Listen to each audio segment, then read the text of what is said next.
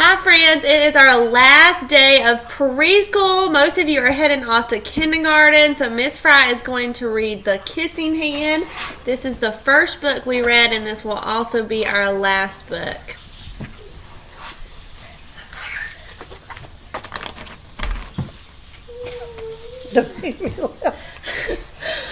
She's got me laughing today. It's a very emotional day, so we're trying to get through it. Chester Raccoon stood at the edge of the forest and cried. I don't want to go to school, he told his mother. I want to stay home with you. I want to play with my friends and play with my toys and read my books and swing on my swing. Please, may I stay home with you? Okay. Mrs. Raccoon took Chester by the hand and nuzzled him on his ear.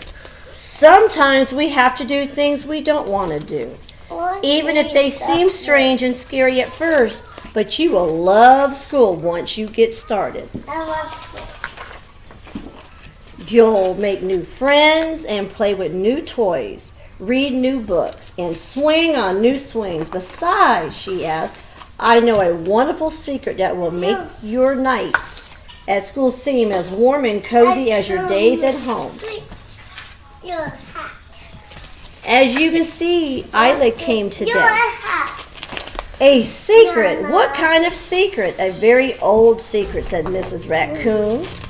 I learned it from my mother, and she learned it from hers. It's called the kissing hand. The kissing hand, said Chester. What's that?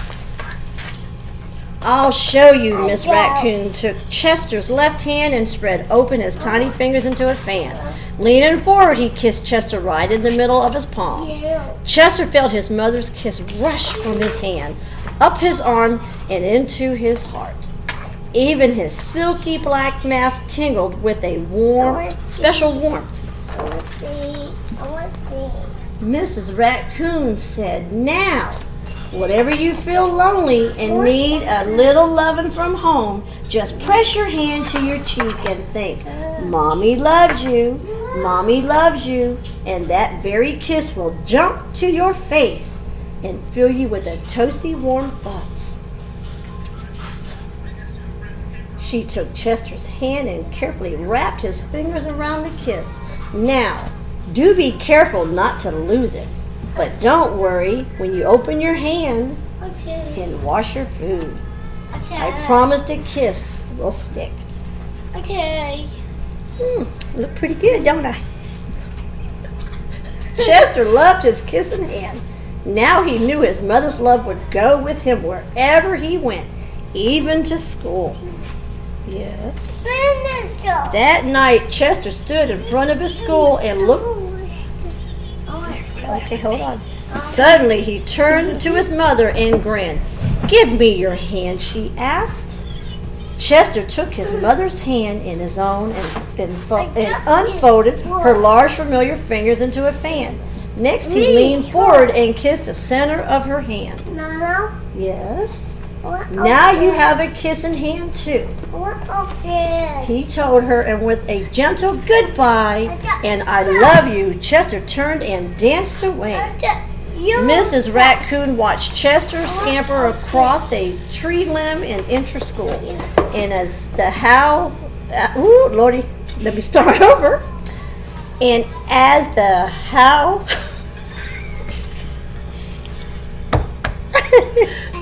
I cried myself. Miss Fry's having some reading difficulty. And as the hoot owl rang in the new school year, she pressed her left hand to her cheek and smiled. The warmth of Chester's kiss filled her heart with special words. Chester loves you. Chester loves you. I got through that. Alright guys, so if you guys remember your very first time that you came and met me and Miss Fry, we did our own book with the kissing hand, and I showed this while Miss Fry was reading. You guys traced Mommy and Daddy's hand and then your own hand, and we put a picture next to it. So when you guys came to school, you guys got to look at this if you missed mommy or daddy. So now we're going to do this activity again. So parents, I want you to get a sheet of paper and you're going to trace your hand and your child's hand over top of it and put a heart.